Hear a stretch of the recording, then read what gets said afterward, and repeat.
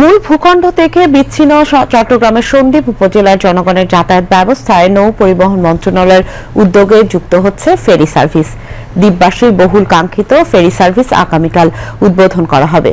সীতাকুণ্ডের বাঁশবাড়িয়া ও সন্দ্বীপের গুপ্তছড়া নৌপথে এই ferry service চলাচল করবে। এ উপলক্ষে সন্দ্বীপ উপজেলা পরিষদ প্রাঙ্গণে সুধী সমাবেশে ভার্চুয়াল প্ল্যাটফর্মে যুক্ত হবেন প্রধান উপদেষ্টা প্রফেসর মোহাম্মদ ইউনূস। নৌ পরিবহন এবং শ্রম কর্মসংস্থান উপদেষ্টা ব্রিগেডিয়ার জেনারেল অবসরপ্রাপ্ত doctor M Shakhawat Hossain ferry service উদ্বোধন করবেন। উল্লেখ্য, চট্টগ্রাম থেকে সন্দ্বীপ সরাসরি ফেরি সার্ভিস চালুর মাধ্যমে সন্দ্বীপবাসীর দীর্ঘদিনের কাঙ্ক্ষিত স্বপ্ন পূরণ হবে, যার ফলে সন্দ্বীপবাসী একটি নিরাপদ নৌ যোগাযোগ ব্যবস্থা পাবে।